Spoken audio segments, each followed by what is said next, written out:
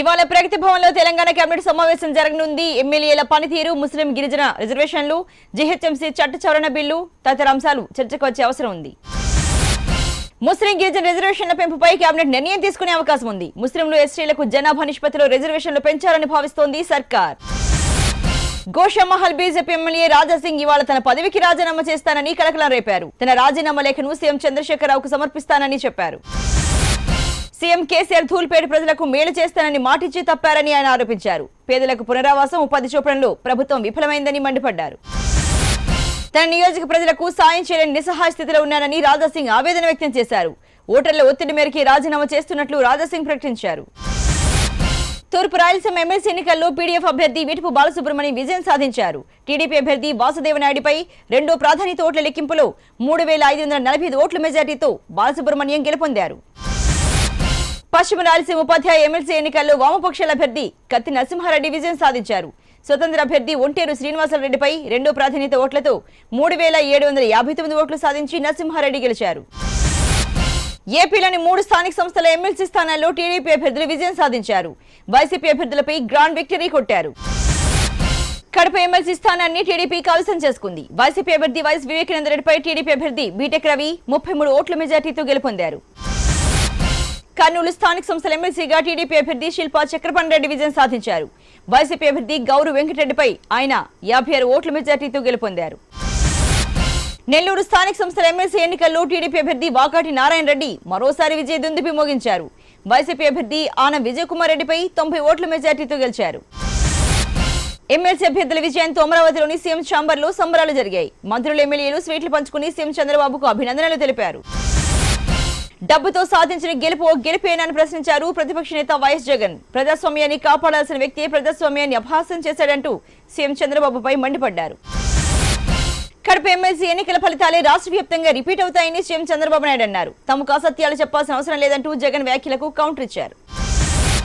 పనిచేసే వాళ్ళకి ఓట్లు అడిగే హక్కు ఉంటుందన్నారు సీఎం చంద్రబాబు. వచ్చే ఎన్నికల్లో తాము 175 సీట్లతో గెలుస్తామని ధీమా వ్యక్తం చేశారు.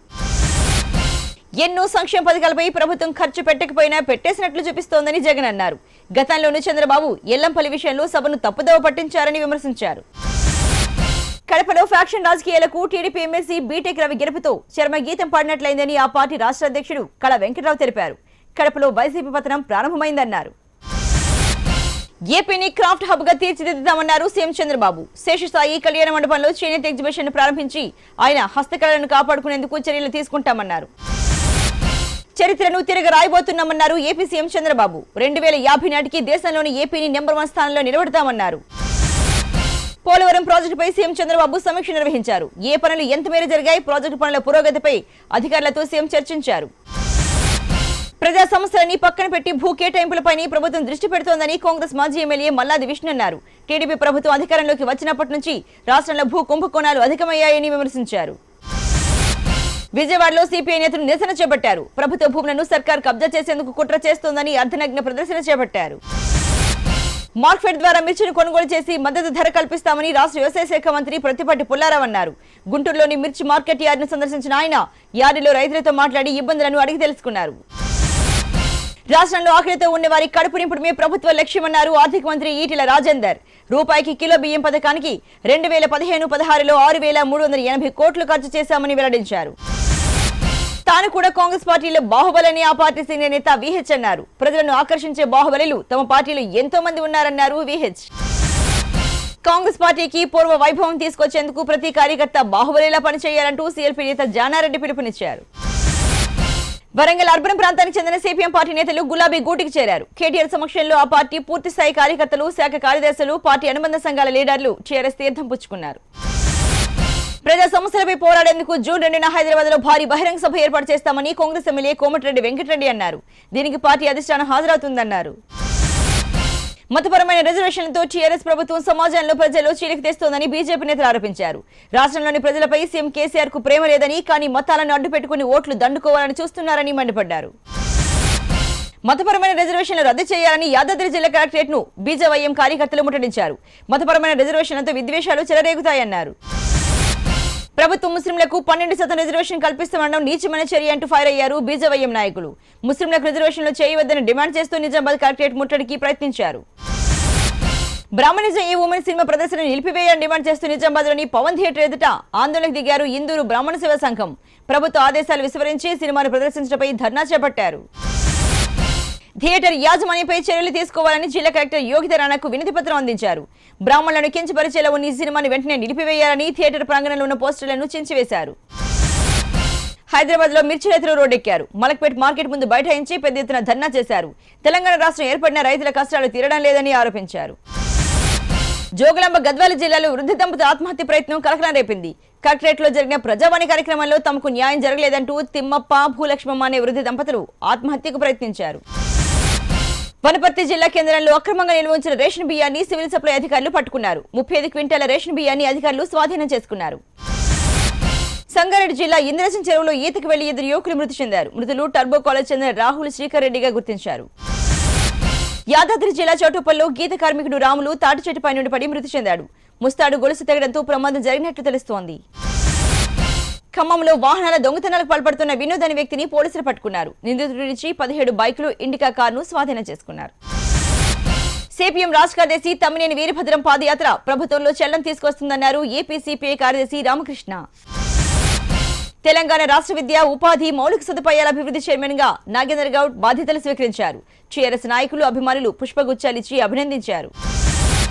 తనను చైర్మన్ గా ఎంపిక చేసినందుకు ముఖ్యమంత్రి కేసీఆర్ కు కృతజ్ఞతలు తెలిపారు నాగేందర్ గౌడ్. తనకు అప్పజెప్పని పదవిని సమర్థవంతంగా చేస్తానని అన్నారు. నిజామాబాద్ మాజీ ఎంపీ కేశపల్లి గంగారెడ్డి గుండెపోటుతో మృతి చెందారు. ఆయన మృతి పట్ల ముఖ్యమంత్రి కేసీఆర్, మంత్రులు, ఎమ్మెల్యేలు దిగ్భ్రాంతి వ్యక్తం చేశారు. వచ్చే నెల 5న శ్రీరామనవమి ఉత్సవాలు నిర్వహించేందుకు భాగ్యనగర్ శ్రీరామనవమి ఉత్సవ సమితి ఏర్పాట్లు చేస్తోంది. 5న ఉదయం 12 గంటలకు 1,00,000 మందితో శ్రీరామశోభయాత్రను నిర్వహించనున్నట్లు సమితి సభ్యులు తెలిపారు. త్వరలో ప్రకాశం జిల్లాలో ఆంధ్రప్రదేశ్ ఫైబర్ నెట్ సేవలను ప్రారంభిస్తామని సంస్థ మేనేజర్ హరికృష్ణ తెలిపారు. జిల్లాలోని ఎంఎస్ఓలకు, కేబుల్ ఆపరేటర్లతో ఒంగోలులో అవగాహన సదస్సు నిర్వహించారు. మహబూబ్ నగర్ జిల్లా కురవి మండల కేంద్రంలో అంగడి వేలం పాట నిర్వహించారు. మాదాపురం గ్రామానికి చెందిన పాపిరెడ్డి 60,60,666 రూపాయలకు అంగడిని సొంతం చేసుకున్నారు. యాదాద్రి భువనగిరి జిల్లా రామన్నపేట వద్ద రోడ్డు ప్రమాదంలో సిఐటియు రాష్ట్ర కార్యదర్శి తిరందాసు గోపి మృతి చెందారు. గోపి ప్రయాణిస్తున్న కారు చెట్టును ఢీకొనడంతో ఆయన అక్కడికక్కడే మృతి చెందారు. కర్నూలు జిల్లా కోడుమూరు, కర్నూలు దేవరకొండ రహదారి నిర్మాణ పనులను సిపిఐ జిల్లా కార్యదర్శి రామాంజనేయులు పరిశీలించారు. పనులు నత్తతో పోటీ పడుతున్నాయని, నాణ్యత లేకుండా నిర్మిస్తున్నారని ఆయన విమర్శించారు. సిద్దిపేటలోని కోమటి చెరువు వద్ద సుమారు 200 మంది రజకులు వంట వార్పుతో నిరసన తెలిపారు. చెరువు వద్ద ఉన్న దోబి ఘాట్లను తొలగించి ప్రభుత్వం ఆడిటోరియం నిర్మించడాన్ని నిరసిస్తూ రజకులు ఆందోళన చేశారు.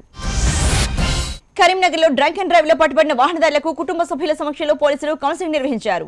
డ్రంక్ అండ్ డ్రైవ్ లో పట్టుబడిన వారికి 25,000 జరిమానాతో పాటు 6 నెలల జైలు శిక్ష విధించనున్నట్లు సిపి కమలాసన్ రెడ్డి తెలిపారు. కృష్ణా జిల్లా నూజివీడు మండలంలో అకాల వర్షం రైతులను నట్టేటు ముంచింది. ఈదురు గాలులతో కూడిన భారీ వర్షంతో మొక్కజొన్న, మిర్చి, మామిడి పంటలకు తీవ్ర నష్టం వాటిల్లింది. అనంతపురం జిల్లా మడకశిరలో కాంగ్రెస్ పార్టీ ప్రత్యేక హోదా కోసం ప్రజా బ్యాలెట్ నిర్వహించింది. ప్రత్యేక హోదా మా హక్కు అంటూ దాన్ని సాధించేందుకు ప్రజలందరూ మా వెంట ఉన్నారని ఏపీపీసీసీ అధ్యక్షుడు రఘువీరారెడ్డి అన్నారు. హైదరాబాద్ లో పాత 500, 1,000 రూపాయల నోట్ల మార్పిడికి ప్రయత్నిస్తున్న 3 వ్యక్తులను సంతోష్ నగర్ పోలీసులు అదుపులోకి తీసుకున్నారు. వారి వద్ద నుంచి 1,35,80,000 విలువైన పాత నోట్లను స్వాధీనం చేసుకున్నారు.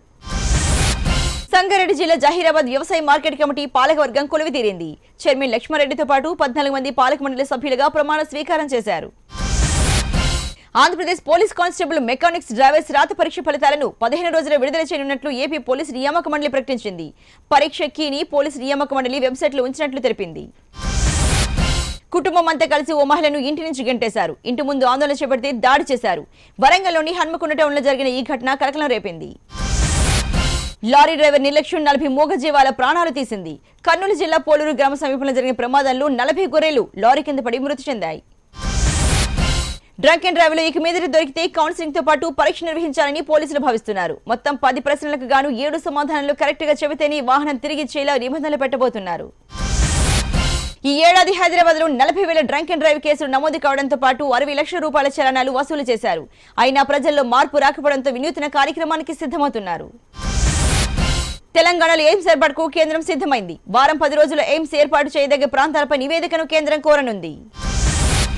తెలంగాణ పోస్టల్ శాఖలో గ్రామీణ డాక్ సేవక్ ఖాళీల భర్తీకి నోటిఫికేషన్ వెలువడింది. తెలంగాణ వ్యాప్తంగా 645 ఉద్యోగాలను భర్తీ చేయనుంది పోస్టల్ శాఖ. ఇషా ఫౌండేషన్ ప్రతిష్ఠించిన ఆదియోగి విగ్రహం పర్యాటకులను విశేషంగా ఆకట్టుకుంటోంది.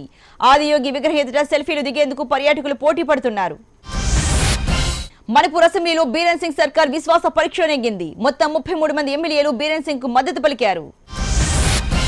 బీరేన్ సింగ్ ప్రభుత్వానికి National People's Party, National People's Front, LJP, TMC మద్దతు ప్రకటించాయి. దీంతో బీజేపీ కార్యకర్తలు సంబరాలు జరుపుకున్నారు.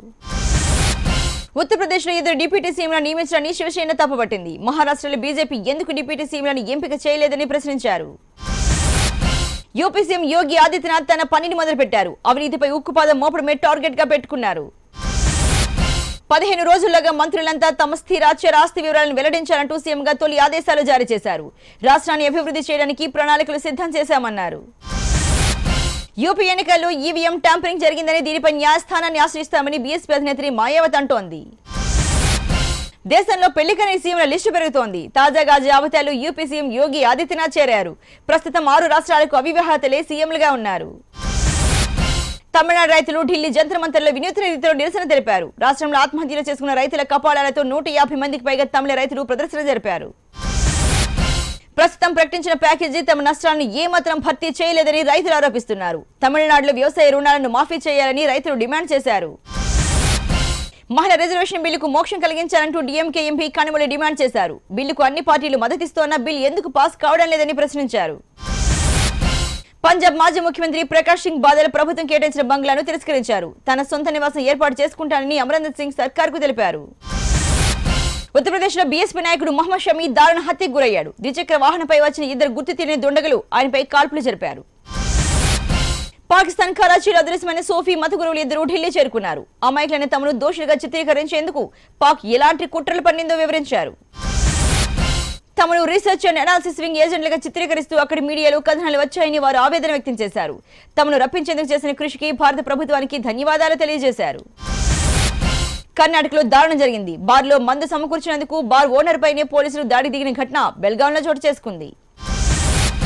బార్కు వచ్చిన తమకు మందు అరేంజ్ చేయలేదనే కోపంతో పోలీసులు బార్ ఓనర్ను లాఠీలతో చితకబాదారు. తర్వాత మందు కేసులను ఎత్తుకెళ్లిపోయారు. ఇదంతా సీసీటీవీలో రికార్డ్ అయింది.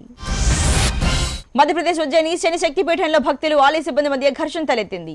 అమ్మవారి దర్శనానికి వచ్చిన కొందరిని ఆలయ అధికారులు నియంత్రించిపోయారు. కోపోద్రిక్తులైన భక్తులు సిబ్బందిపై దాడికి దిగారు.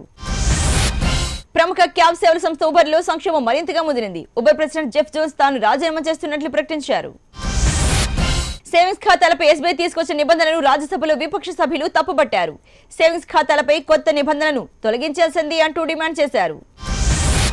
ప్రపంచ అత్యంత సంపన్నుల జాబితాలో మైక్రోసాఫ్ట్ అధినేత బిల్ గేట్స్ మళ్లీ అగ్రస్థానంలో నిలిచారు. ఫోర్బ్స్ మ్యాగజైన్ గేట్స్ సంపద $86 బిలియన్ అంచనా వేసింది. అమెరికా అధ్యక్షుడు ట్రంప్ కు రష్యా సహాయం చేసిందంటూ వచ్చిన ఆరోపణలపై ఎఫ్బీఐ, ఎన్ఎస్ఏలు కాంగ్రెస్ ఇంటెలిజెన్స్ కమిటీ ముందు వివరణ ఇవ్వనుంది. వన్ బెల్ట్ వన్ రోడ్ ప్రాజెక్టుపై భారత్ వైఖరి మార్చుకోవాలని చైనా సూచించింది. తాము నిర్మిస్తున్న ఈ ప్రాజెక్టుకు యుఎన్ మద్దతు కూడా ఉందని తెలిపింది. ఇండియన్ టెలికాం రంగంలో అతిపెద్ద విలీనం జరిగింది. ఐడియాలో వోడాఫోన్ విలీనమైంది. ఈ మేజర్తో భారత టెలికాం రంగంలో అతిపెద్ద ప్రైవేట్ టెలికాం ఆపరేటర్ గా ఐడియా అవతరించినట్లయింది. విలీన ప్రకటనతో ఐడియా షేర్లు 5% పెరిగాయి. సెల్ఫీ ప్రియుల కోసం వివో సంస్థ Y66 పేరిట కొత్త స్మార్ట్ ఫోన్ ను మార్కెట్లోకి విడుదల చేసింది. ఫ్రంట్ కెమెరా 16 మెగాపిక్సెల్తో ఉన్న ఈ ఫోన్ ధర $14,999 ఉంది. ఈ నెల 28, 29 తేదీల్లో ఇంటర్నేషనల్ ఇండియన్ ఫిల్మ్ అకాడమీ దక్షిణాది సినిమా అవార్డుల ఉత్సవం హైదరాబాద్ లో జరగనుంది. 2 రోజుల పాటు అవార్డుల కార్యక్రమం జరగనుంది. డైరెక్టర్ పా రంజిత్ తెరకెక్కిస్తున్న రజనీకాంత్ సినిమాలో నటి ఖుష్బూ కీలక పాత్రలో నటించబోతున్నట్లు సమాచారం. 25 ఏళ్ల తర్వాత మళ్లీ రజనీ సినిమాలో ఖుష్బూ నటిస్తుండడం తమిళ సినీ వర్గాల్లో చర్చనీయాంశమైంది.